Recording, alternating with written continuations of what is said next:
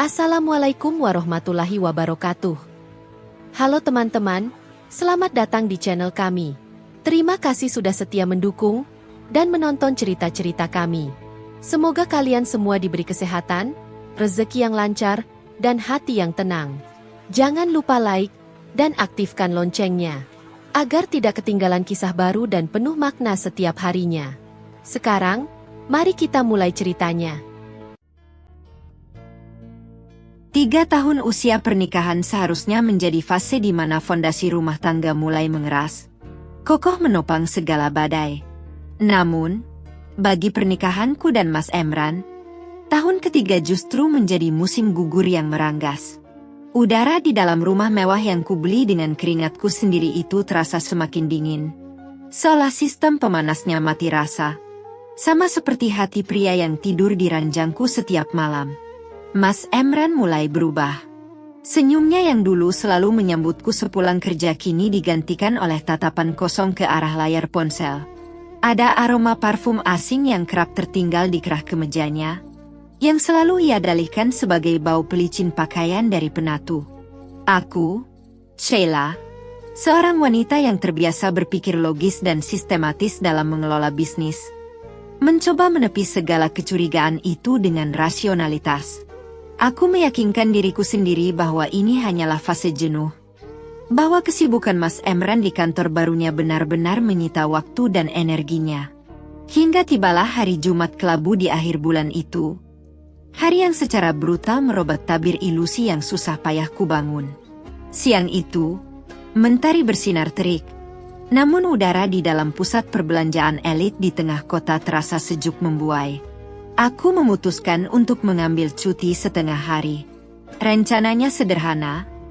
Aku ingin membelikan Mas Emran sebuah jam tangan baru sebagai kejutan, sebuah upaya kecil untuk memercikkan kembali kehangatan di antara kami. Aku melangkah dengan riang. Hak sepatu tinggiku beradu dengan lantai marmer yang mengkilap, memantulkan cahaya dari butik-butik mewah di sekelilingku. Setelah memesan secangkir americano di sebuah kafe berkonsep terbuka di lantai dasar, aku duduk di sudut, menikmati aroma kopi yang menguar sambil mengamati keramaian. Lalu, mataku menangkap siluet itu. Di atas eskalator yang bergerak turun dari lantai 3, berdiri seorang pria dengan postur tubuh yang sangat kukenali.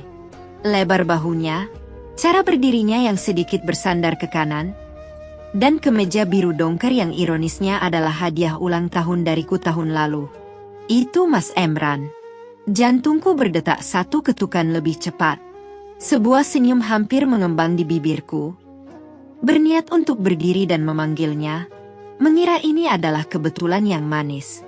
Namun, senyum itu membeku sebelum sempat tercipta. Udara di sekitarku seakan tersedot habis, membuatku kesulitan bernapas. Mas Emran tidak sendirian. Tangan kirinya, tangan yang seharusnya memakai cincin pernikahan kami, melingkar dengan posesif di pinggang seorang wanita. Wanita itu berambut panjang bergelombang, mengenakan gaun merah marun yang pas di badan, tertawa lepas menanggapi sesuatu yang dibisikkan Mas Emran di telinganya. Mas Emran menatap wanita itu dengan sorot mata yang sudah lama tidak kudapatkan. Sorot mata penuh damba, memuja, dan hidup. Ketika mereka melangkah turun dari eskalator, wanita itu dengan manja menyandarkan kepalanya di bahu suamiku. Dan Mas Emran meresponsnya dengan kecupan ringan di puncak kepala wanita tersebut. Duniaku berhenti berputar. Suara bising orang-orang yang berlalu lalang, alunan musik jazz dari kafe, dan denting sendok kopi tiba-tiba meredam menjadi dengungan panjang yang menyakitkan telinga. Reaksi pertamaku bukanlah amarah yang meledak-ledak. Tubuhku justru merespons dengan rasa dingin yang menjalar dari ujung kaki hingga ke ubun-ubun. Tanganku yang memegang cangkir kopi bergetar hebat hingga cairan pekat itu sedikit tumpah menodai meja kaca. Aku terpaku di kursiku, menjadi saksi bisu dari kehancuran rumah tanggaku sendiri. Aku melihat mereka berjalan melewati etalase-etalase, sesekali berhenti untuk melihat barang, bercanda, dan berpegangan tangan seolah mereka adalah sepasang kekasih yang dunia hanya milik berdua. Disinilah letak perbedaanku dengan tokoh-tokoh sinetron yang sering kutonton. Alih-alih berlari menghampiri, menyiramkan sisa kopi ke wajah mereka, dan membuat keributan yang akan menjadi tontonan gratis pengunjung mal, aku memilih diam. Harga diriku terlalu tinggi untuk diinjak-injak di tempat umum. Otakku yang terbiasa melakukan kalkulasi risiko dan manajemen krisis langsung mengambil alih kendali dari hatiku yang hancur lebur. Aku meletakkan beberapa lembar uang ratusan ribu di atas meja, meraih tas tanganku, dan berbalik arah. Aku berjalan keluar dari mal itu dengan langkah tegak, menahan setiap tetes air mata yang mendesak ingin keluar. Aku tidak akan menangis untuk pria yang sedang tertawa bersama wanita lain. Perjalanan pulang ke rumah terasa seperti di alam mimpi. Aku mengemudikan mobilku dengan kecepatan stabil. Pandanganku lurus ke depan menembus jalanan kota yang mulai padat, sementara pikiranku berlari ke ribuan arah. Setibanya di rumah, kemegahan bangunan yang selalu kubanggakan ini tiba-tiba terasa seperti makam raksasa. Pilar-pilar tingginya, lampu kristalnya, lantai marmernya, semuanya terasa kosong dan mati. Rumah ini adalah hasil kerja kerasku, ruang yang kusediakan agar kami bisa membangun keluarga. Namun kini, bayangan Mas Emran tertawa dengan wanita itu menodai setiap sudutnya. Tanpa membuang waktu, aku melangkah ke lantai atas menuju kamar utama kami. Aku membuka lemari pakaian besar dari kayu jati, mengambil sebuah koper berukuran sedang dari rak paling atas. Tanganku bergerak cepat, mekanis, dan tanpa emosi. Aku tidak mengemasi semua barangku. Aku hanya mengambil pakaian sehari-hari, beberapa setelan kerja, dokumen-dokumen penting, perhiasan pribadiku, dan sertifikat rumah ini, aset berharga yang murni atas namaku. Aku meninggalkan barang-barang pemberian Mas Emran tetap di tempatnya. Biarkan saja barang-barang itu menjadi saksi bisu bahwa aku pernah ada di sini. Sambil melipat baju, aku menatap bayanganku di cermin meja rias. Mata asliku memerah, rahangku mengeras, tapi aku berdiri tegak. Tidak ada kehancuran yang terlihat di permukaan. Meski di dalam dadaku rasanya seperti ada lubang menganga yang disiram air keras. Aku menutup resleting koper dengan sekali tarikan kasar. Suara resleting itu memecah kesunyian kamar. Terdengar seperti ketukan palu hakim yang meresmikan perpisahan kami. Aku menarik koper itu menuruni tangga. Saat mencapai pintu depan, aku berhenti sejenak, memutar pandangan untuk terakhir kalinya ke seluruh penjuru ruangan. Kau menghancurkan tempat bernaungmu sendiri, Mas, bisikku pada keheningan ruangan. Aku melangkah keluar, mengunci pintu ganda dari kayu ukir itu, dan masuk ke dalam mobil. Tujuanku jelas, apartemen pribadiku di pusat kota yang sudah lama tidak kutempati. Apartemen itu adalah ruang amanku sebelum aku mengenal Mas Emran, dan kini akan kembali menjadi benteng pertahananku. Sepanjang perjalanan, hujan mulai turun. Rintiknya menyapu kaca depan mobil seolah mencoba membasuh kotoran dari hari yang menjijikkan ini. Setibanya di apartemen, aku menyalakan lampu, membiarkan cahaya putih yang terang benderang mengusir kegelapan. Udara di dalam apartemen terasa pengap karena lama tak dihuni. Namun entah mengapa terasa jauh lebih melegakan daripada udara di rumahmu waktu tadi.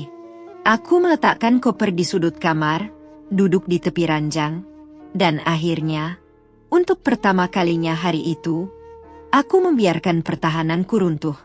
Satu tetes air mata lolos, disusul tetesan lainnya, hingga aku terisak dalam kesunyian yang dingin.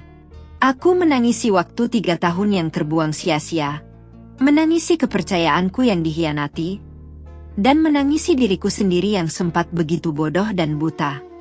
Namun, tangisan itu tidak berlangsung lama. Malam perlahan turun, menyelimuti kota dengan lampu-lampu yang berpendar di balik jendela kacaku.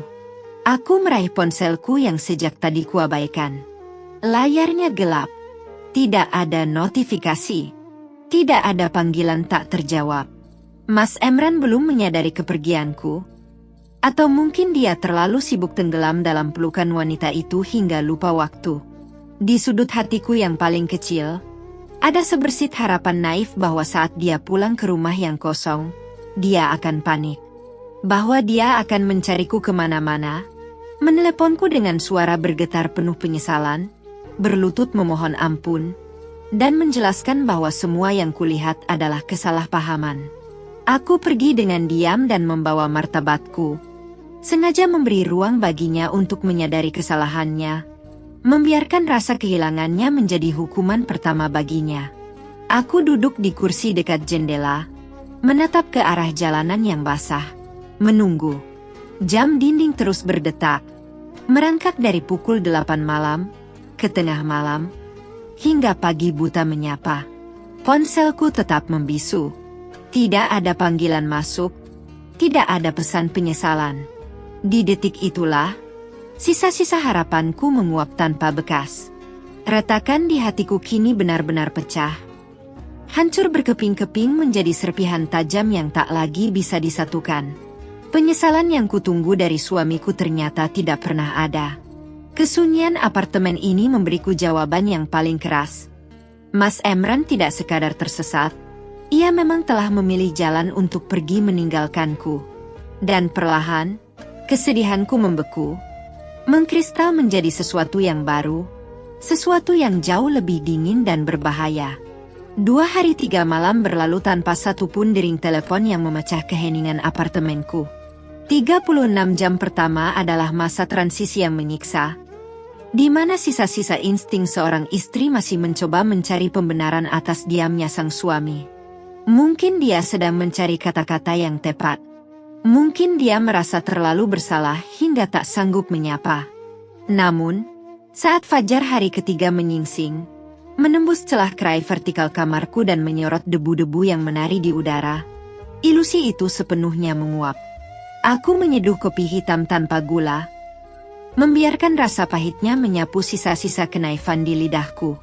Pikiranku yang biasanya dipenuhi oleh tabel data, proyeksi bisnis, dan jadwal rapat, kini bekerja dengan ketajaman yang mengerikan untuk membedah puing-puing pernikahanku. Tidak ada yang perlu diselamatkan lagi. Gedung itu sudah runtuh, dan aku menolak terkubur di bawahnya.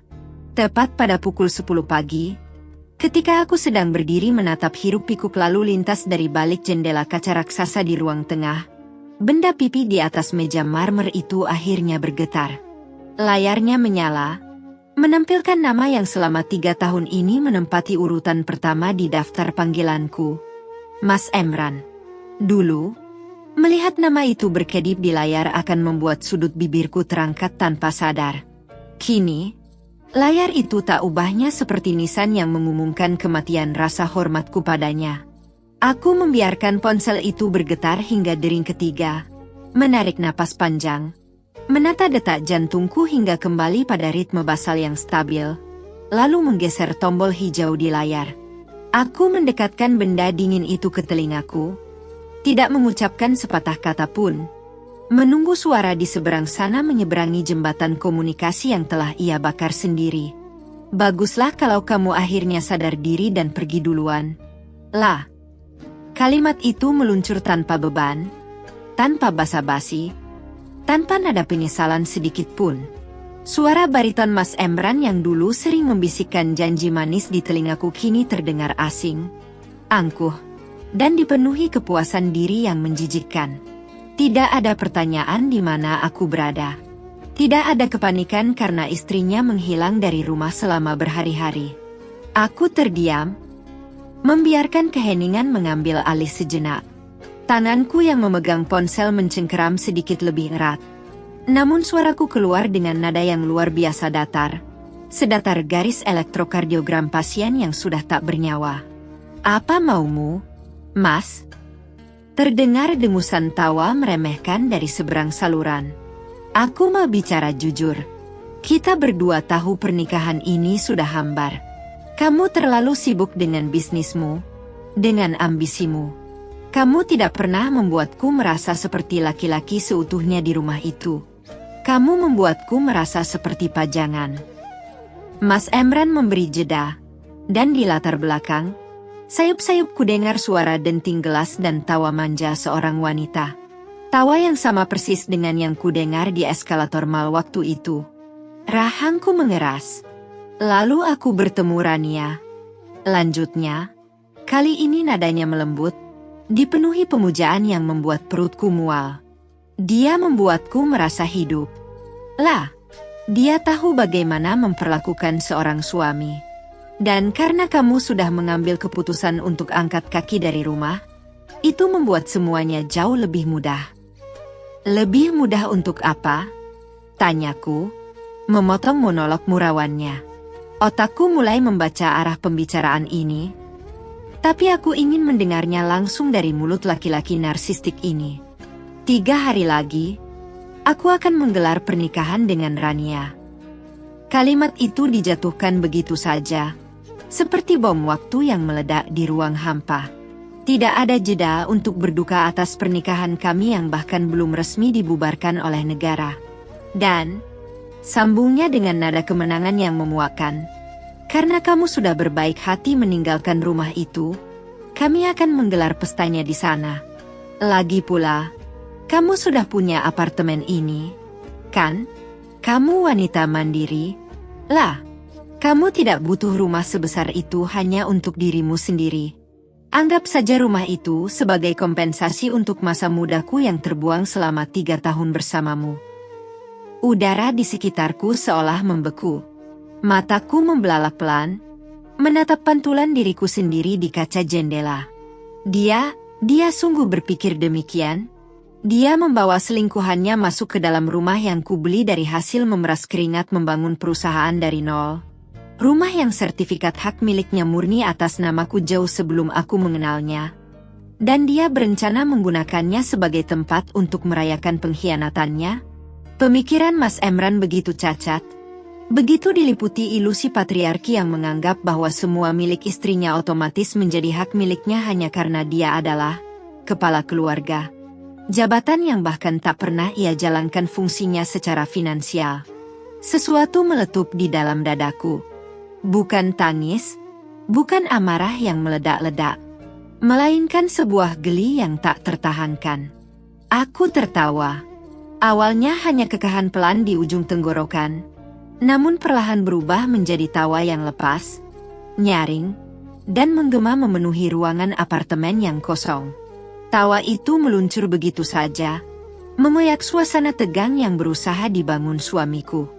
Tawa yang lahir dari kesadaran absurd betapa bodoh dan menyedihkannya laki-laki yang selama ini kusebut suami. Kenapa kamu tertawa? Suara Mas Emran berubah tajam. Nada angkuhnya mendadak tergantikan oleh kebingungan dan sebersit kepanikan. Dia mengharapkan aku menangis, memohon, atau setidaknya memaki-makinya dengan sumpah serapah. Dia tidak siap menghadapi tawa dingin ini. Kamu sudah gila, Sheila. Oh, Mas Emran. Desahku di sela-sela sisa tawa yang mengiris, menyeka setitik air mata geli di sudut mataku. Aku tidak pernah sewaras ini seumur hidupku. Aku memutar tubuhku, menyandarkan punggung pada kaca jendela yang dingin. Wajahku kembali mengeras, auraku berubah menjadi sesuatu yang setajam mata pisau bedah. Aku tidak lagi berbicara sebagai istri yang terluka, melainkan sebagai seorang pemilik aset yang kekuasaannya sedang diusik oleh parasit rendahan. Kamu ingin menikah lagi? Silakan, Mas. Silakan nikahi wanitamu itu. Rayakanlah sepuas yang kamu mau. Ucapku lambat-lambat, memastikan setiap suku kata terdengar jelas di telinganya. Tapi, ceraikan aku sekarang juga. Kirimkan pesan suara atau sebutkan talakmu detik ini juga di telepon ini. Kamu menantangku? Geram Emran. Harga dirinya jelas tersengat. Baik. Jangan salahkan aku kalau kamu menjanda. Mulai detik ini, aku ceraikan kamu, Sheila. Kita urus surat-suratnya setelah acaraku selesai. Jangan harap kamu bisa mengemis untuk kembali padaku setelah ini. Terima kasih, balasku singkat, Suaraku mengalun selembut beludru namun menyembunyikan bisa yang mematikan. Itu satu-satunya hal berguna yang pernah kamu berikan padaku selama 3 tahun ini. Tanpa menunggu balasan dari pria dungu di seberang sana, aku menekan tombol merah, memutus sambungan secara sepihak. Ponsel itu kembali kubanting perlahan ke atas meja marmer. Aku menarik napas dalam-dalam, merasakan paru-paruku mengembang dengan udara kebebasan yang terasa luar biasa segar. Statusku kini telah jelas secara agama, dan hukum negara hanyalah masalah administrasi yang bisa kuselesaikan nanti. Laki-laki itu mengira ia telah memenangkan permainan. Ia mengira dengan menguasai bangunan fisiknya, ia telah merampas segalanya dariku. Ia lupa bahwa dalam sebuah permainan catur, seorang ratu memiliki ruang gerak yang jauh lebih luas daripada pion yang sibuk membusungkan dada. Mataku menyipit, menatap lurus ke arah cakrawala kota Pekalongan yang mulai dihiasi awan kelabu. Mas Emran menginginkan pesta di rumah mewah itu? Tentu saja. Aku akan memastikan ia mendapatkan pesta yang tidak akan pernah ia, selingkuhannya, maupun seluruh tamu undangannya lupakan seumur hidup mereka. Aku meraih kembali ponselku, membuka daftar kontak, dan mencari satu nama yang paling kubutuhkan saat ini.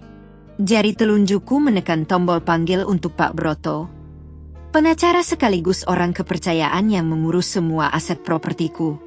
Sudah saatnya permainan yang sesungguhnya dimulai. Ku tatap lurus ke arah cakrawala kota Pekalongan dari balik jendela kaca apartemenku. Awan kelabu pekat mulai berarak rendah, membawa aroma hujan yang kental dan menjanjikan badai di penghujung hari. Cuaca di luar sana seolah beresonansi dengan badai tak kasat mata yang kini tengah kusiapkan. Jemariku yang berhias cat kuku sewarna darah marun mengetuk-ngetuk pelan permukaan layar ponsel, sebelum akhirnya menekan tombol panggil pada satu nama yang paling krusial dalam struktur rencanaku. Nada sambung berbunyi 3 kali sebelum sebuah suara bariton yang berat dan berwibawa menyapa di seberang sana. Selamat siang, Bu Sheila.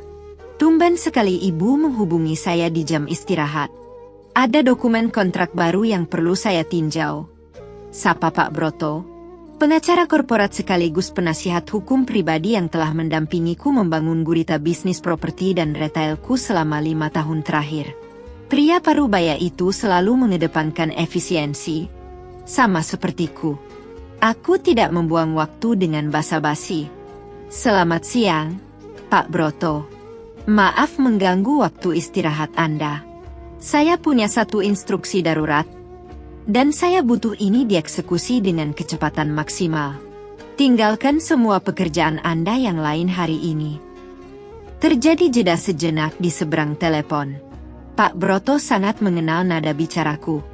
Ia tahu persis bahwa ketika aku menggunakan intonasi sedatar dan sedingin ini, ada sebuah keputusan monumental yang tidak bisa diganggu-gugat sedang bergulir. Baik, Bu Sheila. Saya siap. Apa yang perlu kita eksekusi? Jual rumah saya yang di kawasan Boulevard. Hari ini juga. Hening yang tercipta kali ini jauh lebih panjang. Aku bisa mendengar sayup-sayup suara deru napas Pak Broto yang tertahan, disusul suara kursi kulit yang berderit karena ia mungkin baru saja mencondongkan tubuhnya ke depan karena terkejut. Maaf, Bu Sheila. Maksud Ibu, kediaman utama Ibu, rumah mewah di sudut jalan Boulevard yang Ibu bangun dan desain sendiri itu. Nada kebingungan dan ketidakpercayaan menguar jelas dari suaranya. Bukankah itu aset personal yang sangat Ibu sayangi? Apalagi, maaf jika saya lancang, Ibu dan Pak Emran baru menempatinya sekitar 2 tahun. Mendengar nama laki-laki itu disebut, sudut bibirku justru tertarik membentuk seringai tipis yang sinis. Pak Emran sudah bukan lagi faktor dalam persamaan ini. Pak Broto, kami dalam proses perceraian, dan saya sedang melikuidasi sisa-sisa parasit dari hidup saya. Rumah itu sudah menjadi monumen kegagalan yang tidak sudi lagi saya tinggali. Aku mengambil napas pendek, menghentikan setiap kemungkinan simpati yang mungkin akan dilontarkan oleh pengacaraku. Aku tidak butuh belas kasihan, Aku butuh efisiensi militeristik. Dengar baik-baik, Pak Broto. Saya tidak punya waktu untuk proses pemasaran standar.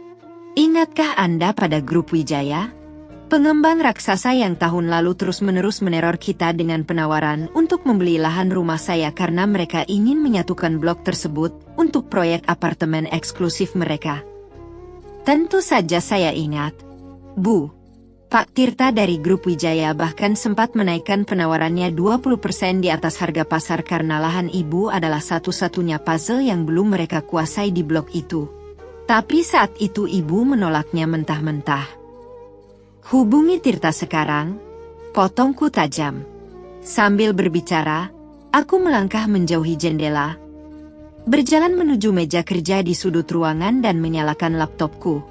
Katakan padanya, penawarannya saya terima, tapi dengan syarat dan ketentuan yang sepenuhnya berada di bawah kendali saya. Apa syaratnya, Bu? Mengingat betapa hausnya mereka akan lahan itu, kita bisa mendikte harga setinggi mungkin. Tidak. Saya tidak peduli dengan maring keuntungan untuk transaksi ini. Balasku cepat. Mataku menatap nyalang pada layar laptop yang mulai menyala, memantulkan pendar biru di wajahku. Turunkan harganya. Berikan diskon 30% dari harga pasar hari ini. Potong harganya sampai terdengar tidak masuk akal bagi pengembang manapun untuk menolaknya. 30%. Suara Pak Broto meninggi. Insting bisnisnya jelas memberontak mendengar sebuah aset bernilai puluhan miliar didiskon begitu saja. Bu Sheila, itu kerugian yang masif. Secara finansial, ini sama saja bunuh diri. Mengapa kita harus banting harga sedrastis itu untuk lahan primadona? Karena saya menukar uang dengan waktu, Pak Broto. Desisku dingin, mengunci setiap keraguan yang mungkin ia miliki. Saya memberikan harga gila itu sebagai kompensasi atas syarat mutlak yang harus mereka penuhi. Pertama, transaksi harus hard cash alias tunai keras, ditransfer ke rekening pribadi saya paling lambat besok siang. Kedua, akta jual beli harus ditandatangani di hadapan notaris besok sore tanpa ada penundaan. Dan ketiga, ini yang paling penting, dengarkan baik-baik. Aku menjeda kalimatku, membiarkan keheningan mengambil alih detik demi detik. Memastikan Pak Broto menyerap setiap silabel yang akan kuucapkan selanjutnya. Di kepalaku, bayangan wajah angku Mas Emran yang sedang membanggakan pesta pernikahannya berputar seperti kaset rusak. Dan aku siap menghancurkan pemutar kasetnya sekaligus. Saya ingin eksekusi pengosongan lahan dilakukan secara paksa oleh pihak pengembang lusa. Tepat pukul 10 pagi. Tidak boleh kurang, tidak boleh lebih. Surat pengusiran, truk pengangkut barang, satpam, atau kalau perlu preman berseragam pengembang. Saya ingin semuanya hadir di pekarangan rumah itu lusa pagi untuk mengambil alih hak milik mereka. Di seberang sana, Pak Broto terdiam sangat lama. Sebagai seorang pengacara kawakan yang telah melihat berbagai macam drama korporat dan intrik keluarga, ia jelas mulai bisa merangkai benang merah dari instruksiku yang sangat spesifik ini. Ia menyadari bahwa ada sebuah dendam yang sedang dieksekusi dengan presisi setajam pedang katana. Ia tidak bertanya mengapa pukul 10 pagi. Ia tidak bertanya siapa yang ada di dalam rumah itu. Profesionalismenya mengambil alih. Sebuah langkah catur yang sangat agresif. Bu Sheila, gumam Pak Broto akhirnya. Nadanya kini berubah dipenuhi rasa hormat yang mendalam. Membakar benteng sendiri untuk membumi hanguskan musuh yang ada di dalamnya. Saya mengerti. Dengan diskon sebesar itu, Grup Wijaya akan mengerahkan seluruh tim legal dan preman lapangannya untuk memastikan tidak ada hambatan. Mereka akan bertindak seolah besok kiamat demi mengamankan tanda tangan ibu. Tepat sekali. Buat draft perjanjiannya sekarang. Pastikan klausul pengosongan lusa pagi dicetak tebal. Jika Tirta setuju, siapkan notaris besok siang di apartemen saya. Jika dia banyak tanya, katakan saja ini take it or leave it. Akan saya laksanakan detik ini juga, Bu. Saya jamin, sebelum jam 3 sore ini, Ibu sudah mendapat kepastian dari grup Wijaya. Terima kasih, Pak Broto. Saya tunggu kabar baiknya. Aku memutus sambungan telepon. Suasana apartemen kembali sunyi. Hanya diisi oleh suara dengungan pendingin ruangan dan rintik hujan yang kini mulai mengetuk kaca jendela dengan ritme konstan. Aku duduk di kursi kerja berlapis kulit, menyandarkan punggungku dalam-dalam. Di layar laptopku, ku buka folder galeri yang berisi foto-foto rumah di Boulevard. Ku tatap gambar fasad rumah bergaya Mediterania itu. Pilar-pilar Romawi yang menjulang, taman depan dengan air mancur kecil yang kurancang khusus bersama arsitek lanskap, dan pintu kayu jati berukir yang selalu kupoles setiap bulan. Ada denyut nyeri yang samar di sudut hatiku. Sebuah pengakuan jujur bahwa melepaskan rumah ini sama dengan membuang salah satu mahakarya terbesar dalam hidupku. Aku membangunnya dengan darah, keringat, dan air mata. Menahan kantuk di berbagai rapat pitching klien demi bisa membeli material terbaik untuk lantai marmernya.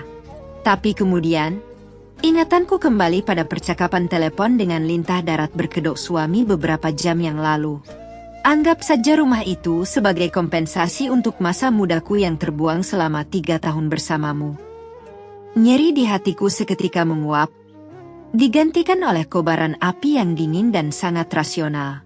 Mas Emran mengira aku adalah tipikal istri rapuh yang akan mengurung diri, menangisi nasib, dan membiarkannya menari-nari di atas penderitaanku.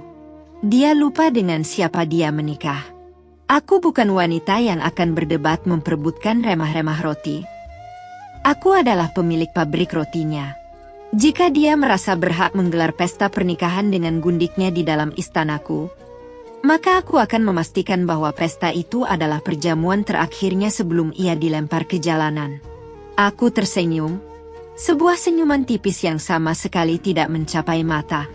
Langkah pertama telah dijalankan dengan mulus. Pion-pion mulai bergerak menyeberangi papan. Kematian Raja Lawan kini hanyalah masalah waktu. Tinggal menunggu hari pembantaian tiba. Pagi itu, langit kota Pekalongan cerah tanpa celah. Seolah sisa-sisa badai semalam telah dicuci bersih oleh alam. Cahaya matahari memantul dari kaca gedung-gedung tinggi, menerobos masuk melalui celah kerai apartemenku, menghangatkan lantai kayu yang dingin. Aku duduk di sofa single berbahan bludru, menyesap teh chamomile dengan tenang sambil menatap layar ponselku. Di layar itu, terpampang belasan foto dan sebuah video berdurasi singkat yang baru saja dikirimkan oleh Pak Sabar, Kepala Keamanan Kompleks Perumahan Boulevard tempat rumah muahku berada. Selamat pagi, Ibu Sheila.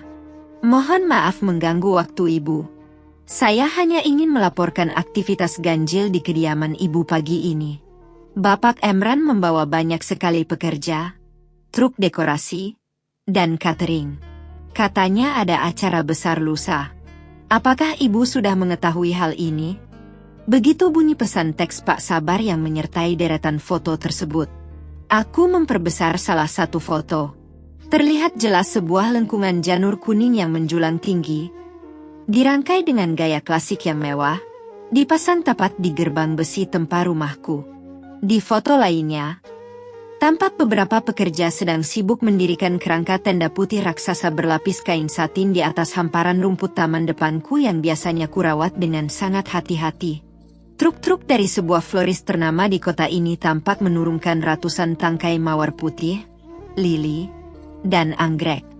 Lalu, mataku tertuju pada video singkat yang direkam diam-diam oleh Pak Sabar dari pos Satpam. Di sana, berdiri Mas Emran dengan kemeja polo mahal yang kubelikan bulan lalu, berkaca pinggang sambil memberi instruksi kepada para pekerja dekorasi dengan gaya arogan yang sangat khas. Di sebelahnya, berdiri Rania, wanita bergaun ketat itu, yang kini sibuk menunjuk-nunjuk ke arah pilar teras, seolah ia adalah nyonya besar yang sedang menata istana barunya. Aku bisa membayangkan dengan jelas betapa bangganya Mas Emran saat ini. Ia pasti telah menguras habis seluruh tabungan pribadinya, yang kutahu jumlahnya tidak seberapa dan sebagian besar adalah sisa uang saku yang kuberikan, hanya untuk menyewa vendor-vendor pernikahan kelas atas ini. Ia membakar uangnya sendiri demi sebuah ilusi kemegahan di atas properti yang sebentar lagi akan menjadi debu di tangannya. Ada rasa kasihan yang sangat tipis, nyaris tak terlihat, melintas di benakku, namun segera tergilas oleh rasa muak. Laki-laki itu begitu dibutakan oleh egonya sendiri hingga ia tidak menyadari bahwa ia sedang menghias panggung hukuman matinya. Ia membeli gaun pengantin termahal untuk selingkuhannya, memesan catering paling mewah untuk menjamu tamu-tamunya, dan mendirikan tenda megah, tanpa tahu bahwa tanah yang ia pijak sedang bergetar hebat bersiap menelannya bulat-bulat. Biarkan saja mereka bekerja. Pak sabar. Tidak perlu dilarang. Saya sudah tahu. Balasku singkat. Aku meletakkan ponsel itu di atas meja dan bangkit berdiri. Waktunya untuk bersiap. Hari ini bukan harinya untuk mengenakan daster atau bersantai.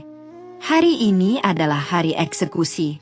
Aku melangkah ke walk-in closet, memilih setelan blazer dan celana kain berwarna abu-abu arang dengan potongan tegas yang menjeritkan profesionalisme dan kekuasaan. Aku menata rambutku dalam sanggul rendah yang rapi, memoleskan lipstik berwarna nude yang elegan, dan mengenakan jam tangan Rolex di pergelangan tangan kiriku.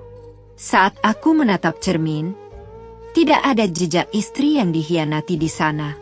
Yang ada hanyalah seorang eksekutif kejam yang siap memusnahkan investasi bodong dari portofolio hidupnya. Tepat pukul 2 siang, bel apartemenku berbunyi. Aku membuka pintu dan disambut oleh 3 orang pria berjas rapi. Di depan adalah Pak Broto dengan tas kerja kulitnya yang tebal, diiringi oleh seorang pria berkacamata yang kukenali sebagai notaris kenalan Pak Broto. Dan di belakang mereka berdiri Tirta, direktur ekspansi dari Grup Wijaya. Mata Tirta berbinar cerah, nyaris tidak bisa menyembunyikan euforia kemenangannya karena berhasil mendapatkan lahan incarannya dengan harga yang merusak akal sehat pasar properti. Selamat siang, Bu Sheila. Sebuah kehormatan bisa bertemu Anda lagi. Sapa Tirta dengan senyum lebar sambil mengulurkan tangan. Selamat siang, Pak Tirta. Silakan duduk. Balasku dingin, menjabat tangannya sekilas hanya demi formalitas. Aku mempersilakan mereka duduk di ruang tengah, di mana meja marmer panjang telah kubersihkan untuk menjadi altar pengorbanan suamiku. Pak Broto tidak membuang waktu. Ia membuka tas kerjanya dan mengeluarkan tumpukan dokumen tebal bersampul map merah bata. Semua sudah siap, Bu Sheila. Akta jual beli, surat pelepasan hak, dan dokumen pendukung lainnya. Pak Tirta juga sudah menyiapkan bukti kesiapan transfer hard cash yang akan dieksekusi detik itu juga setelah tanda tangan ibu dan stempel notaris dibubuhkan. Notaris itu mengambil alih, membagikan salinan draft untuk dibaca terakhir kali sebelum penandatanganan resmi. Suasana ruangan menjadi hening. Hanya terdengar suara gemerisik kertas yang dibalik. Mataku bergerak cepat memindai paragraf demi paragraf yang dicetak rapi. Hingga akhirnya pandanganku terpaku pada satu klausul khusus di halaman ketiga. Klausul yang sengaja kucetak tebal.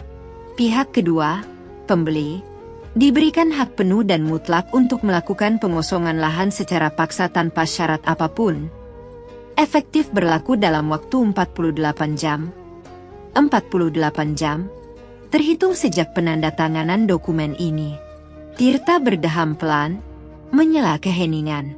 Bu Sheila, saya harus mengakui, klausul pengosongan lahan ini cukup agresif. Tim legal saya sempat terkejut. Biasanya, kami memberikan tenggang waktu setidaknya 1 bulan bagi penghuni lama untuk berkemas. Tapi instruksi Anda sangat spesifik. Lusa pagi, pukul 10 tepat. Tirta menatapku dengan sorot mata menyelidik, mencoba mencari tahu drama apa yang sebenarnya sedang terjadi di balik transaksi gila ini. Aku menatap lurus ke arah Tirta. Raut wajahku sama sekali tidak berubah. Apakah Grup Wijaya keberatan dengan klausul itu, Pak Tirta? Karena jika iya, kita bisa membatalkan transaksi ini sekarang juga, dan Anda bisa merelakan diskon 30% itu. Tirta buru-buru mengangkat kedua tangannya, tersenyum gugup. Oh, tidak. Tidak sama sekali, Bu. Kami sama sekali tidak keberatan. Harga yang Anda berikan adalah keajaiban bagi perusahaan kami. Saya hanya sekadar memastikan, tim keamanan lapangan kami, dibantu oleh aparat kepolisian setempat yang sudah kami koordinasikan, sudah siap sedia. Lusa pagi, pukul 10 tepat, rumah itu akan rata secara administratif, siap untuk dipagari seng proyek. Bagus, ucapku pelan namun tegas. Saya tidak peduli siapa yang ada di dalam rumah itu saat tim Anda datang. Entah itu penjaga, kerabat, atau orang yang sedang berpesta sekalipun. Tugas Anda adalah mengosongkan aset Anda. Buang semua barang yang bukan milik saya ke jalan jika mereka menolak keluar. Paham? Sangat paham, Bu. Angguk Tirta mantap. Insting predator bisnisnya menyadari bahwa ini bukan sekadar jual-beli, melainkan sebuah pembalasan dendam. Dan ia dengan senang hati menjadi algojonya demi sebidang tanah emas. Notaris menyodorkan pena fountain bertahtakan emas kepadaku. Silakan, Bu Sheila. Tanda tangan di sebelah sini, dan inisial di setiap lembarnya. Aku menerima pena itu. Ada sensasi dingin dari logam yang menyentuh kulit jariku. Aku menarik napas dalam, membiarkan aroma kertas dan tinta memenuhi indera penciumanku. Di tempat lain, saat ini Mas Emran mungkin sedang tertawa, mencicipi menu catering atau mencoba setelan jas pengantinnya. Ia merasa menjadi raja di istana pasir yang ia bangun dari kebohongan. Dengan gerakan tangan yang mantap dan tanpa keraguan sedikit pun, aku menggoreskan tanda tanganku di atas materai. Tinta hitam itu meresap ke dalam serat kertas, mengikat sebuah takdir yang tak lagi bisa dibatalkan. Stempel notaris berbunyi nyaring, menghantam kertas demi kertas. Duk, duk, duk. Suara itu terdengar seperti detak jarum jam raksasa yang sedang menghitung mundur kehancuran suamiku. Semenit kemudian, layar ponselku yang tergeletak di atas meja menyala.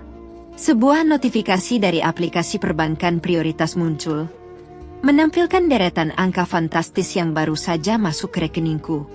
Uang tunai keras dari grup Wijaya telah mendarat dengan selamat.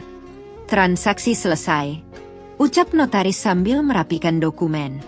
Pak Broto dan Tirta berdiri, kembali menjabat tanganku. Kali ini dengan rasa hormat yang jauh lebih dalam.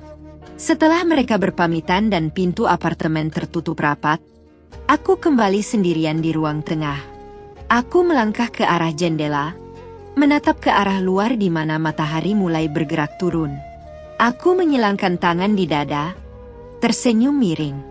Gaun pengantin Rania mungkin sangat indah, dan dekorasi Mas Emran mungkin sangat mewah.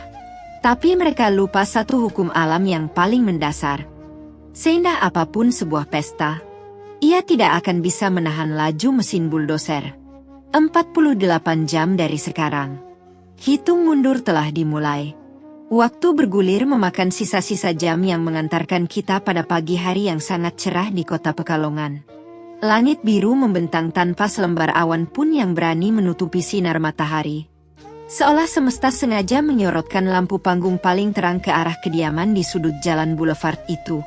Di balik gerbang besi tempa yang menjulang tinggi, rumah bergaya Mediterania itu telah sepenuhnya bersalin rupa. Kemegahan arsitektur aslinya kini tertutup oleh dekorasi ekstravagan yang berteriak akan kemewahan yang dipaksakan. Janur kuning melengkung anggun di pintu masuk utama, sementara hamparan karpet merah tebal digelar membentang dari teras hingga ke bibir jalan, seolah siap menyambut langkah kaki raja dan ratu semalam. Di halaman depan yang luas, sebuah tenda sarnafil raksasa berlapis kain satin putih telah didirikan, menaungi meja-meja bundar berbalut taplak damask yang dihiasi kristal dan vas perak berisi ribuan mawar putih. Aroma tajam dari bunga-bunga potong yang diimpor khusus itu bercampur dengan wangi semerbak mentega dan rempah dari area catering bintang 5 yang sibuk memanaskan hidangan sejak subuh. Di sudut taman, sebuah string quartet sedang menyetem alat musik mereka. menghasilkan harmoni nada yang mengalun lembut, membuai siapa saja yang mendengarnya ke dalam ilusi sebuah dongeng yang sempurna. Di dalam kamar utama di lantai 2, kamar yang sama di mana aku pernah menghabiskan malam-malam panjang menatap langit-langit sambil menahan air mata, Mas Emran berdiri di depan cermin besar. Ia mengenakan setelan jas bespoke berwarna putih tulang dengan dasi kupu-kupu hitam yang melingkar rapi di kerahnya. Jari-jarinya yang terawat menyisir rambutnya yang telah ditata sempurna dengan pomade. Ia mematut dirinya, menengadahkan dagu dengan sudut kemiringan yang memancarkan arogansi absolut. Di matanya, pantulan dirinya bukanlah seorang pria yang sedang menari di atas penderitaan istrinya, melainkan seorang pemenang. Ia merasa telah menaklukkan segala rintangan. Baginya, kepergianku yang tanpa perlawanan adalah bukti dari kelemahanku, dan rumah mewah ini adalah piala emas yang berhak ia rampas sebagai pampasan perang. Pintu kamar mandi terbuka, dan dari sana melangkah keluar Rania. Wanita itu mengenakan gaun pengantin berekor panjang yang bertaburan payet Swarovski, mencetak lekuk tubuhnya dengan sangat berani. Sebuah mahkota tiara kecil berkilauan di atas rambutnya yang disanggul rumit. Ia berjalan menghampiri Mas Emran, menyerangkan kedua lengannya dari belakang, dan menyandarkan dagunya di bahu pria itu. Pantulan mereka berdua di cermin tampak seperti potret sampul majalah gaya hidup elit. Indah, mengkilap, namun sepenuhnya artifisial. "Kamu terlihat luar biasa, Mas," bisik Rania manja. Suaranya bergetar oleh kegembiraan yang meluap-luap. Ia menyapukan pandangannya ke sekeliling kamar yang luas itu, menatap ranjang berukir kayu jati dan lampu gantung kristal di atasnya. "Aku masih tidak percaya kita akhirnya bisa menguasai rumah ini. Dulu aku hanya bisa melihat foto-fotonya dari ponselmu. Ternyata aslinya jauh lebih megah. Mantan istrimu itu seleranya boleh juga, ya?" Mas Emran tertawa pelan, sebuah tawa yang merendahkan.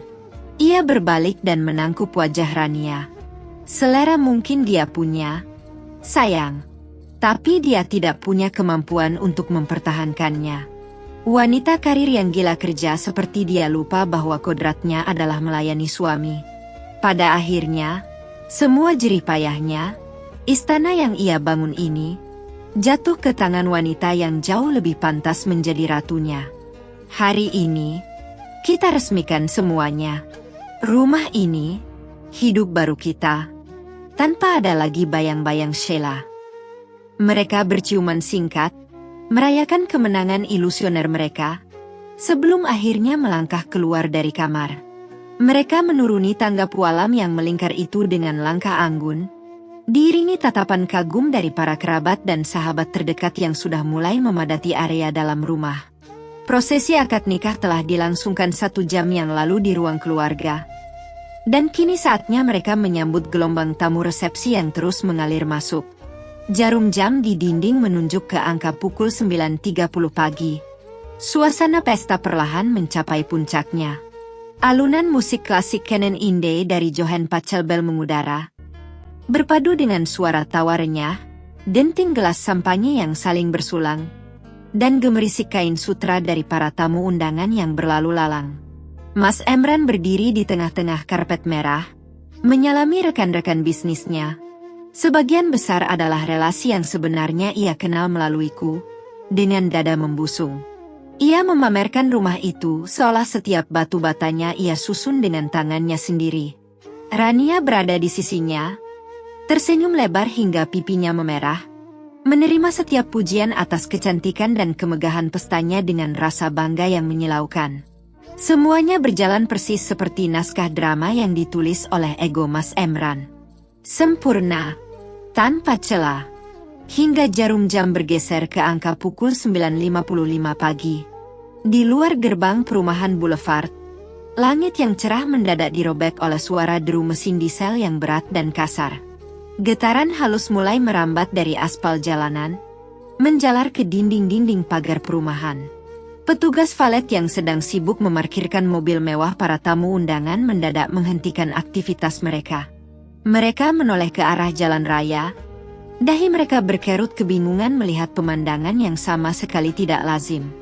Sebuah konvo perlahan berbelok memasuki jalan boulevard. Bukan deretan mobil pengantin mewah, melainkan 3 buah truk tronton kuning berukuran masif dengan logo Grup Wijaya tercetak tebal di sisi baknya. Di belakang truk-truk raksasa itu, mengekor 2 unit mobil patroli kepolisian dengan lampu rotator biru yang menyala terang tanpa sirene, diapit oleh 3 mobil van hitam Dove. Konvo itu bergerak perlahan namun pasti, bagaikan armada perang yang sedang mendekati benteng musuh. Suara gemuruh mesin ganda dari truk-truk itu meredam suara kicau burung dan desir angin, menciptakan atmosfer intimidasi yang pekat. Tepat di depan gerbang rumahku yang dihiasi janur kuning, konvo itu berhenti. Rem angin berdesis tajam, menghembuskan debu jalanan ke udara. Di dalam area pesta, alunan musik dari string quartet mulai terdengar goyah. Pemain biola utama mencuri pandang ke arah luar gerbang yang terbuka lebar. Konsentrasinya buyar oleh kemunculan kendaraan-kendaraan alat berat tersebut.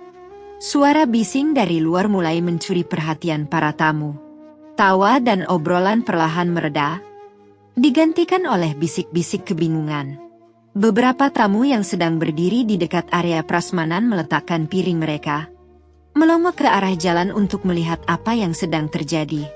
Mas Emran yang sedang bersulang dengan salah satu pamannya mengernyitkan dahi. Senyum angkuh di wajahnya perlahan luntur, digantikan oleh raut kekesalan. Ia menatap ke arah gerbang, melihat moncong truk berwarna kuning menyolok yang memblokir akses masuk tamu-tamunya. Ada apa ini? Kenapa ada truk proyek berhenti di depan rumahku? Gerutu Mas Emran dengan nada tinggi.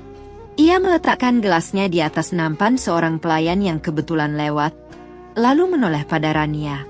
Tunggu di sini, sayang. Biar aku urus orang-orang bodoh itu. Mungkin mereka salah alamat atau supirnya mabuk. Mas Emran membetulkan letak kerah jasnya, lalu melangkah menyusuri karpet merah dengan langkah lebar dan cepat, syarat akan kemarahan otoriter. Di matanya, ini hanyalah gangguan kecil, sebuah kesalahan teknis yang bisa diselesaikan dengan beberapa bentakan dan ancaman lapor polisi. Ia tidak menyadari bahwa ia sedang melangkah menuju guillotine yang telah disiapkan khusus untuknya. Saat Mas Emran tiba di pelataran parkir luar, pintu-pintu van hitam itu terbuka serentak. Belasan pria berbadan tegap yang mengenakan seragam hitam taktis bertuliskan Keamanan Internal Grup Wijaya melompat turun. Wajah mereka keras, tanpa ekspresi, dan mereka segera membentuk barikade melingkar di depan gerbang, menghalangi pandangan para valet dan tamu yang mulai berkerumun. Tak lama kemudian, dari salah satu van, turun seorang pria berkemeja putih rapi dengan ID card menggantung di dadanya. Ia memegang sebuah map kulit berwarna merah bata yang terlihat sangat tebal dan resmi. Ia diapit oleh 2 orang petugas kepolisian berseragam lengkap. "Hei, apa-apaan kalian ini?" bentak Mas Emran begitu ia berhadapan dengan barikade pria berseragam hitam itu. Suaranya menggema di jalanan yang kini hening, membelah ketegangan yang mulai mengembang di udara. "Kalian buta, ya? Ini rumah pribadi. Sedang ada acara pernikahan di sini. Pindahkan truk-truk rongsokan kalian ini sekarang juga sebelum saya tuntut kalian semua atas perbuatan tidak menyenangkan." Pria berkemeja putih itu, yang tak lain adalah kepala tim legal eksekusi dari Grup Wijaya, tidak bergeming. Ia menatap Mas Emran dari ujung rambut hingga ujung kaki, menyoroti jas pengantin putih tulang yang dikenakan pria itu dengan tatapan datar yang menusuk. Tidak ada rasa gentar, tidak ada permintaan maaf. Ia melangkah maju melewati barisan petugas keamanan, membuka map merah bata di tangannya, dan mengeluarkan selembar kertas berhologram yang memantulkan cahaya matahari pagi. Jarum jam tepat menunjuk angka pukul 10 pagi. "Selamat pagi," ucap pria itu dengan suara bariton yang berat dan tenang, mengabaikan teriakan Mas Emran sama sekali. "Apakah benar ini kediaman yang beralamat di Jalan Boulevard Blok A nomor 7? "Iya," Dan saya adalah pemilik rumah ini, sahut Mas Emran dengan dada membusung, matanya melotot penuh amarah.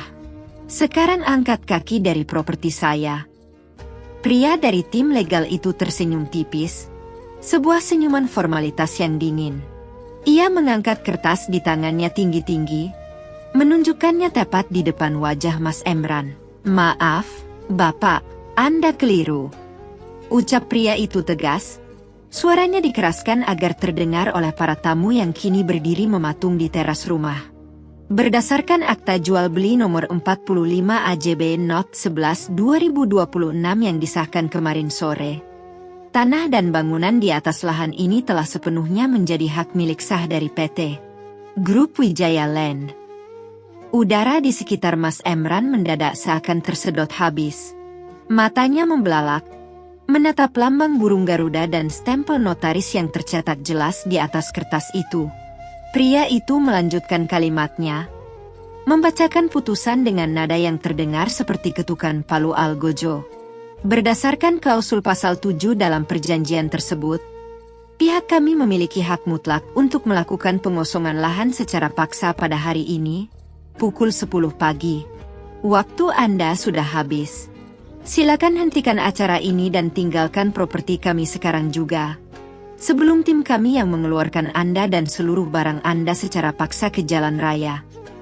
Kalimat itu menggantung di udara, membeku di antara terik matahari pagi dan hembusan angin yang tiba-tiba terasa mati. Selama beberapa detik yang terasa seperti keabadian, dunia di sekitar Mas Emran berhenti berputar. Wajahnya yang semula merah padam karena amarah, perlahan memucat, kehilangan seluruh aliran darahnya. Mulutnya setengah terbuka, matanya bergerak liar membaca deretan kalimat resmi, stempel Garuda, dan tanda tangan di atas kertas berhologram yang disodorkan tepat di depan hidungnya. Otaknya, yang selama ini terbiasa hidup dalam delusi kekuasaan, butuh waktu lebih lama untuk memproses kenyataan yang baru saja menghantamnya. Ini penipuan. Suara Mas Emran akhirnya keluar, terdengar serak dan bergetar, memecah keheningan yang mencekik.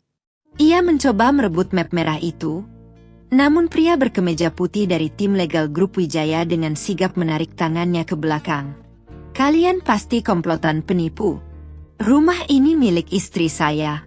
Saya suaminya. Saya berhak atas rumah ini. Kalian tidak bisa menyita rumah ini begitu saja.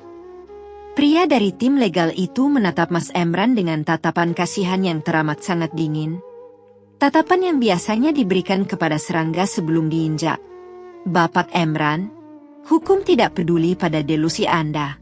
Mantan istri Anda, Ibu Sheila, telah menjual aset ini secara sah dan menerima pembayaran lunas kemarin sore. Namanya adalah satu-satunya yang tercantum dalam sertifikat hak milik sejak awal. Anda secara legal tidak memiliki hak sepeser pun atas tanah yang Anda injak saat ini. Dan saya ingatkan sekali lagi, batas waktu Anda telah lewat. Di teras rumah, kepanikan mulai merayap bagaikan bisa ular. Para tamu undangan, yang sebagian besar adalah kerabat Mas Emran dan relasi bisnis yang dulu sering kujamu di rumah ini, mulai berbisik riuh.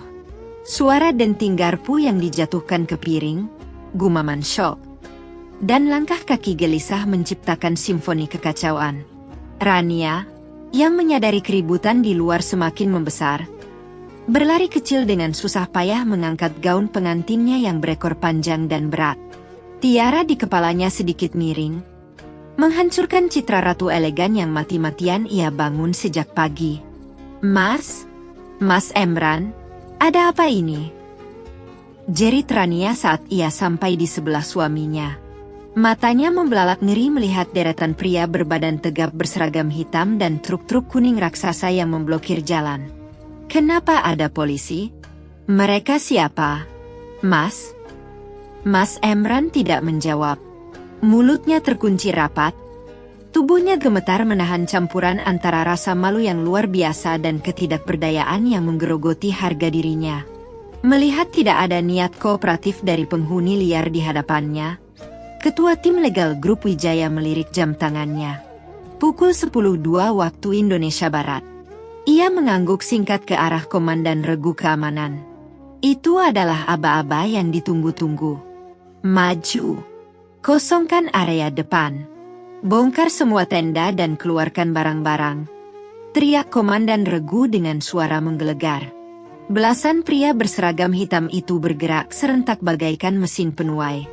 Mereka menerobos masuk melewati gerbang besi tempah.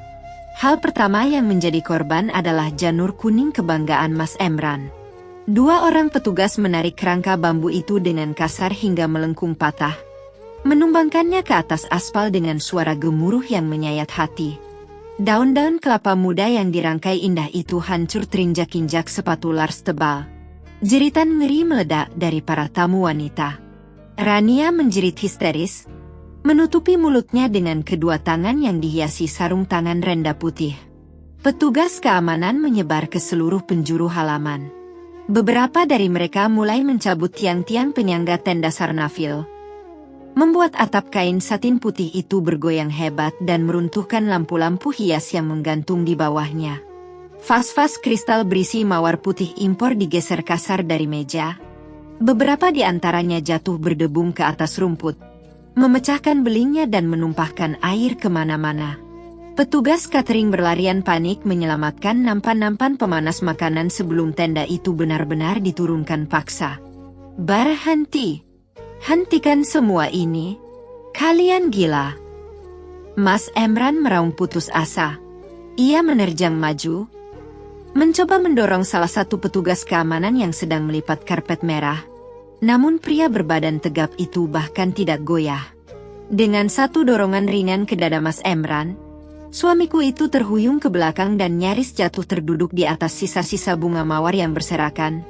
Jika saja Rania tidak menahannya sambil menangis terseduh-seduh. Di tengah kekacauan yang memekakkan telinga itu, sebuah suara klakson mobil yang panjang dan elegan membelah udara.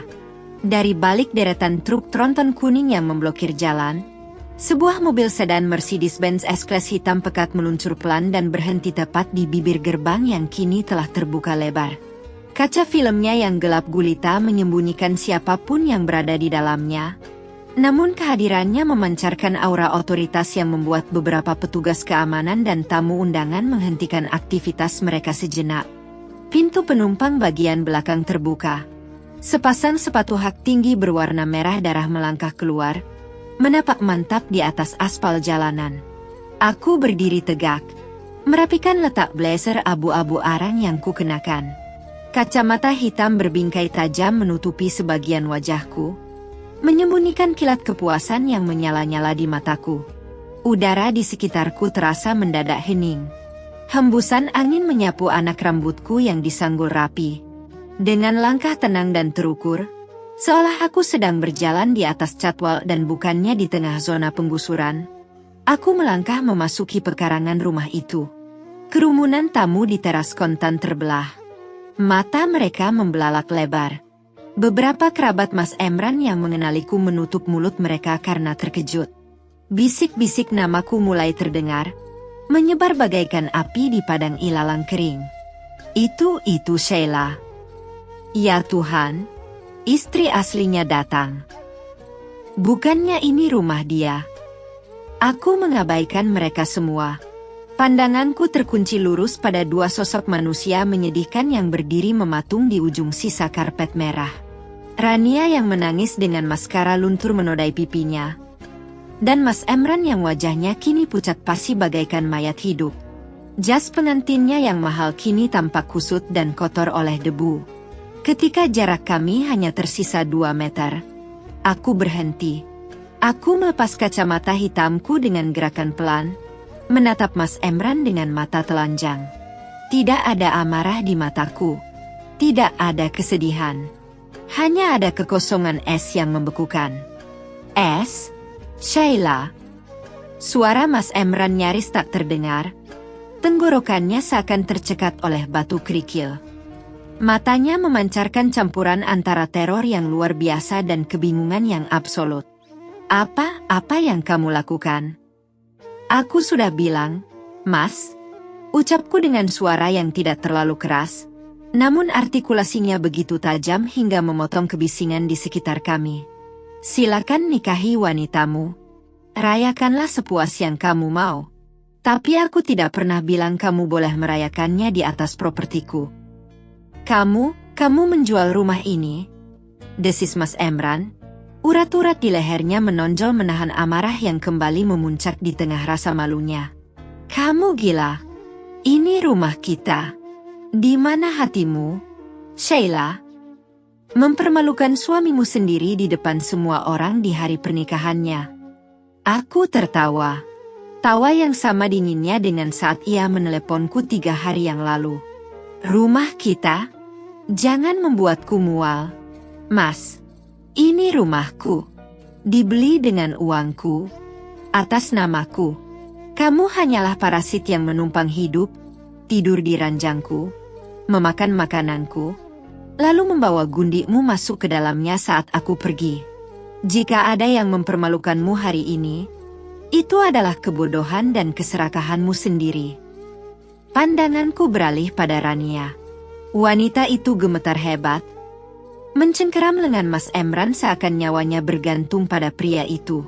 Aku menatapnya dari atas ke bawah, menilai gaun pengantinnya yang mencolok di tengah runtuhan tenda.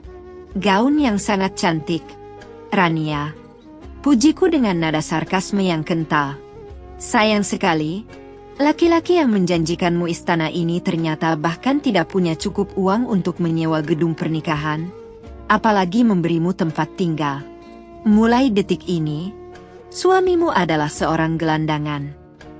Rania terkesiap, mundur selangkah menjauhi Mas Emran seolah pria itu tiba-tiba membawa penyakit menular. Tatapan memujanya kini berganti menjadi tatapan ngeri dan tak percaya. Tanpa membuang waktu lagi, aku mengangkat tangan kananku. Sebuah map berbahan kulit hitam yang sedari tadi kupegang kusodorkan tepat ke dada Mas Emran. Pria itu menerimanya dengan tangan gemetar. Buka, perintahku.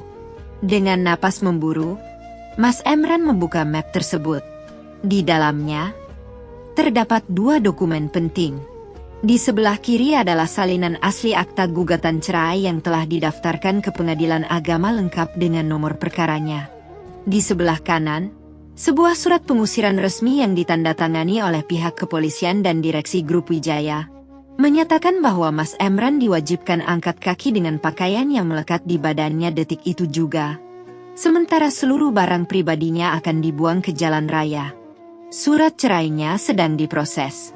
Jangan repot-repot menyewa pengacara, karena aku akan memastikan kamu tidak mendapatkan sepeser pun harta Gonogini. Semua aset pranikah sudah diamankan, dan kamu tidak punya kontribusi finansial apapun selama kita menikah. Ucapku merinci kalimat hukuman matinya dengan tenang. Dan surat di sebelahnya adalah tiket keluarmu dari sini. Aku berbalik membelakangi mereka berdua, menghadap kembali ke arah gerbang di mana mobilku menunggu. Panggung sandiwara ini sudah selesai, dan aku adalah sutradara yang baru saja menutup tirainya dengan tepuk tangan meriah di dalam kepalaku sendiri. Bereskan sisa sampahnya, Pak. Ucapku datar kepada ketua tim legal Grup Wijaya yang berdiri tak jauh dariku. Aku kembali mengenakan kacamata hitamku, melangkah pergi meninggalkan Mas Emran yang kini berlutut di atas tanah, meremas map kulit itu dengan tangisan putus asa yang menenggelamkan sisa-sisa harga dirinya di hadapan puluhan pasang mata yang menatapnya penuh cibiran. Rania bahkan telah melepaskan tangannya, menangis histeris di pinggir jalan, menyadari masa depannya baru saja runtuh sebelum malam pertamanya dimulai. Aku melangkah tegak, tidak sekalipun menoleh ke belakang, membiarkan kehancuran mereka menjadi melodi perpisahan termanis yang pernah kudengar. Pintu mobil sedan Mercedes-Benz kelam itu telah dibukakan dengan sigap oleh sopir pribadiku. Aku masuk, mendaratkan tubuhku di atas jok kulit yang empuk dan dingin. Udara sejuk dari pendingin ruangan seketika menyapu sisa-sisa hawa panas dan aroma debu jalanan yang menempel di ujung blazerku. Kaca film mobil yang gelap gulita menciptakan batasan absolut. Sebuah dinding pemisah antara duniaku yang rasional, tertata, dan penuh kendali, dengan kekacauan irasional yang tengah meledak di luar sana. Namun, aku belum memerintahkan sopirku untuk melaju. Aku ingin menuntaskan panggung sandiwara ini, hingga tirai terakhirnya benar-benar tertutup. Dengan perlahan, aku menurunkan sedikit kaca jendela di sampingku, membiarkan suara kepanikan dan keputusasaan itu menyelinap masuk sebagai simfoni kemenanganku. Di luar, eksekusi berjalan dengan efisiensi militer yang tak kenal ampun. Tim keamanan grup Wijaya tidak memberikan celah sedikit pun untuk negosiasi. Tamu-tamu undangan, yang beberapa menit lalu masih mengangkat gelas sampanye untuk bersulang merayakan cinta palsu Mas Emran, kini berhamburan bagaikan kawanan semut yang sarangnya disiram air panas. Raut wajah mereka berubah drastis dari kekaguman menjadi kepanikan dan rasa malu yang luar biasa. Ibu-ibu sosialita yang mengenakan kebaya sutra mahal setengah berlari dengan langkah tertati-tati di atas hak tinggi mereka, menutupi wajah dengan tas tangan branded. Takut terekam kamera atau dikenali saat terjebak dalam pusaran skandal paling memalukan dalam sejarah elit kota Pekalongan. Kerabat Mas Emran, paman dan bibinya yang dulu selalu tersenyum manis saat menumpang makan malam di rumahku, kini membuang muka. Mereka berlomba-lomba menuju deretan mobil yang diparkir valet, pura-pura tidak mengenal keponakan mereka sendiri yang kini berlutut menyedihkan di tengah jalan. Sementara itu, para pekerja vendor pernikahan bergerak dengan kepanikan yang berbeda. Petugas catering setengah berlari membawa nampan-nampan pemanas makanan yang belum sempat tersentuh, mengabaikan piring-piring kotor yang pecah terinjak. Kelompok string quartet membungkus biola dan cello mereka dengan tergesa-gesa, melarikan diri dari area rumput yang kini digasak oleh para petugas keamanan berseragam hitam yang sibuk meruntuhkan kerangka tenda. Bunga-bunga mawar putih impor senilai puluhan juta rupiah berserakan di aspal, terinjak oleh sol sepatu botlars tebal, berubah menjadi sampah organik berwarna kecoklatan. Di tengah putaran angin puyuh kehancuran itu, Mas Emran masih berlutut di atas aspal yang mulai memanas oleh terik matahari menjelang siang.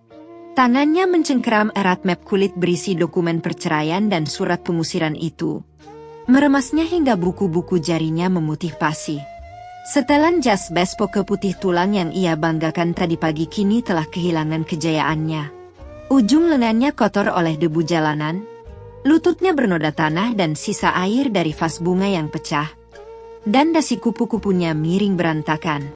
Ia mendongak, matanya merah menyala berkaca-kaca, menatap liar ke sekeliling, mencari secercah simpati, mencari satu saja tangan yang mau membantunya berdiri. Tapi nihil. Tidak ada pahlawan di dunia nyata bagi seorang pengkhianat. Lalu, tatapan putus asa Mas Emran jatuh pada satu-satunya sosok yang masih tersisa dari masa depannya yang hancur. Rania. Wanita itu berdiri beberapa langkah darinya. Tubuhnya gemetar hebat. Rania sedang sibuk membersihkan sisa-sisa kotoran dari ujung gaun pengantinnya yang berekor panjang. Wajahnya pias diliputi teror dan rasa malu. Dengan sisa-sisa tenaga dan harga diri yang ia kumpulkan dari debu aspal, Mas Emran merangkak bangun. Ia terhuyung-huyung mendekati wanita yang menjadi alasan utama ia membuangku. Wanita yang selama 3 hari terakhir ia puja sebagai ratu dari istana curiannya. Rania, sayang. Suara Mas Emran terdengar parau, pecah, dan sangat menyedihkan. Ia menjulurkan tangan kanannya yang kotor, mencoba meraih lengan wanita itu. Kita pergi dari sini sekarang. Jangan takut.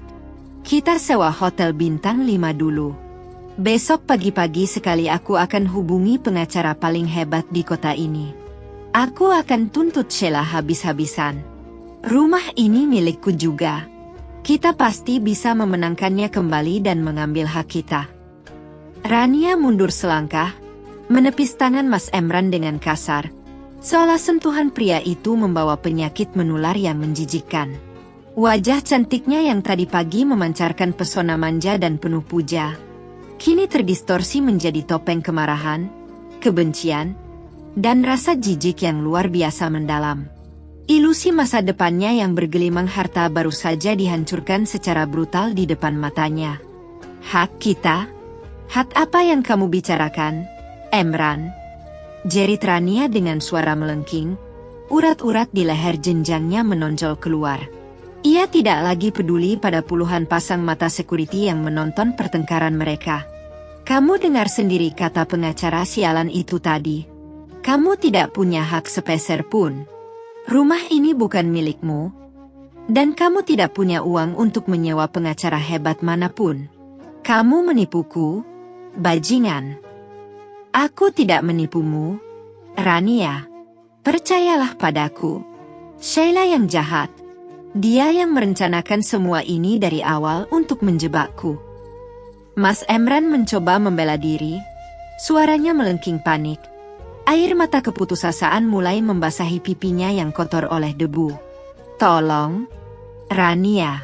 Tetaplah di sampingku. Kita baru saja mengucap janji suci di depan penghulu. Kamu istriku sekarang. Rania tertawa. Bukan tawa manja yang biasa ia tunjukkan di pusat perbelanjaan, melainkan tawa melengking yang mengerikan. Tawa yang menggemakan realita kejam yang baru saja menampar keserakahannya. Janji suci dengan laki-laki miskin yang bahkan tidak punya tempat berteduh. Kamu pikir aku bodoh? Caci Rania tanpa ampun, ludahnya nyaris tersembur. Kamu pikir aku mau hidup menderita di jalanan bersamamu? Kamu bilang padaku kamu pengusaha sukses. Kamu bilang rumah mewah bergaya Mediterania ini milikmu. Kamu janji padaku kehidupan bak seorang ratu. Ternyata kamu cuma parasit miskin, lintah darat yang menumpang hidup pada keringat istrimu. Dan sekarang, karena kebodohanmu sendiri, kamu menjadi gelandangan rendahan. Kata-kata Rania meluncur tajam seperti bilah sembilu yang menyayat sisa-sisa jantung Mas Emran yang sudah hancur lebur. Pria itu terpaku, mulutnya terbuka tanpa suara. Ia mengira Rania mencintainya tanpa syarat. Ia mengira wanita itu berbeda dariku yang selalu menuntutnya bekerja keras. Kenyataannya, Rania hanya mencintai bayangan kekayaan yang Mas Emran pinjam dariku. Saat kekayaan itu ditarik kembali, cinta itu menguap menjadi racun. Tanpa mempedulikan Mas Emran yang kini hancur berkeping-keping, Rania berbalik. Ia mengangkat ujung gaun pengantinnya yang berat. Setengah berlari menuju ujung jalan di mana sebuah taksi kebetulan melaju pelan karena terhambat sisa kemacetan ekskavator dan barikade security. Rania menghentikan taksi itu secara acak. Tanpa menoleh lagi ke belakang, tanpa satupun kata perpisahan tambahan, ia masuk ke dalam taksi kuning itu, membanting pintunya dengan keras, dan melesat pergi. Meninggalkan pria yang telah mengorbankan istri, pernikahan, dan martabatnya, sendirian membusuk di trotoar. Di saat yang sama, dari arah pekarangan rumah, Komandan Regu Keamanan berteriak memberi komando terakhir. Keluarkan semua sisa barang pribadinya. Lempar saja keluar pagar. Kita kunci sekarang. 2 orang petugas keamanan menyeret 3 buah koper besar. Koper Rimowa mahal yang ironisnya kubelikan untuk perjalanan dinas Mas Emran setahun lalu. Dan melemparkannya dengan kasar ke trotoar tepat di sebelah kaki pria itu. Akibat benturan keras dengan aspal, salah satu resleting koper itu jebol. Isinya tumpah ruah. Kemeja-kemeja kerjanya, pakaian dalamnya, botol parfum, hingga figura foto dirinya, berserakan di atas debu jalanan. Tidak ada satupun perabotan rumah tangga, mobil, atau barang bernilai tinggi yang diizinkan keluar. Hukumannya sangat spesifik. Ia hanya boleh membawa apa yang melekat di tubuhnya dan pakaian pribadinya. Sisanya adalah milik grup Wijaya. Setelah memastikan area halaman benar-benar bersih dari manusia dan sisa-sisa tenda telah diratakan, 2 orang petugas berseragam hitam menarik kedua sisi gerbang besi tempa yang menjulang tinggi itu hingga saling bertemu. Sebuah rantai besi tebal berlapis baja dililitkan berulang kali pada jeruji gerbang, menyeberangi gagang pintunya. Klang, klang, klik. Suara gembok raksasa berwarna perak yang dikunci rapat memecah sisa-sisa keheningan siang itu. Suara yang keras, dingin, dan membawa finalitas absolut. Rumah mewah yang pernah menyimpan cerita kebersamaan kami, yang juga pernah menjadi saksi bisu keangkuhannya, kini telah tertutup seutuhnya. Tersegel oleh hukum, menjadi milik entitas korporat tak berwajah yang akan segera meratakannya dengan tanah. Mas Emran perlahan menoleh menatap gembok raksasa di pagar itu dengan pandangan kosong dan mati. Ia menunduk menatap kemeja putihnya yang kotor bernoda tanah, koper-kopernya yang hancur dan terbuka di aspal, dan jalanan panjang yang kini sunyi ditinggalkan kerumunan. Tidak ada lagi sisa uang di sakunya. Seluruh tabungan simpanannya telah ludes tak bersisa untuk membayar vendor-vendor pernikahan mewah yang kini hanya menjadi tumpukan sampah rusak di balik pagar. Kartu kredit di dompetnya, yang sepenuhnya merupakan kartu tambahan dari rekening utamaku, telah kublokir secara permanen sejak aku keluar dari apartemen pagi tadi. Ia tidak memiliki kendaraan, tidak memiliki uang tunai untuk memesan taksi, tidak memiliki istri, tidak memiliki Rania, dan tidak memiliki rumah. Di hari di mana ia seharusnya merayakan puncak keangkuhannya, Mas Emran baru menyadari bahwa dirinya telah resmi menjadi gelandangan. Gelandangan menyedihkan yang kebetulan mengenakan jas pengantin rapi berlumur debu. Aku menaikkan kembali kaca jendela mobil hingga tertutup rapat, memutus pandanganku dari pemandangan yang teramat sangat menyedihkan, namun di saat yang sama memberikan kepuasan tak terhingga. Aku menyandarkan punggungku pada jok kulit, memejamkan mata sejenak, dan menarik napas dalam-dalam. Udara di sekitarku terasa luar biasa ringan. Beban berat pengkhianatan, kebohongan, dan ekspektasi yang selama 3 tahun ini mencekik dadaku, akhirnya terangkat seutuhnya. Menguap bersama panasnya terik matahari di luar sana. "Jalan, Pak," ucapku lembut namun dengan otoritas yang tak terbantahkan kepada sopir di depanku. "Baik, Bu Sheila," sahut sopirku dengan sopan. "Kita kembali ke apartemen atau menuju ke kantor?" Aku membuka mata, menatap lurus ke arah jalan raya di depan sana yang membentang luas tanpa batas. Bayangan masa lalu biarlah tertinggal di belakang, terkubur di bawah aspal bersama puing-puing janur kuning yang mati dan gaun pengantin yang lusuh. Hari ini, aku mungkin telah melepaskan dan kehilangan sebuah rumah seharga puluhan miliar. Tapi sebagai gantinya, aku mendapatkan kembali sesuatu yang tak ternilai harganya. Diriku yang seutuhnya, martabatku, kemerdekaanku, kewarasanku, dan masa depanku. "Ke kantor, Pak," jawabku seraya tersenyum tipis, merapikan letak jam tangan Rolex di pergelangan tanganku. Ada kerajaan baru yang harus saya bangun, dan kali ini, tidak akan ada satu parasit pun yang kuizinkan masuk melewati gerbangnya.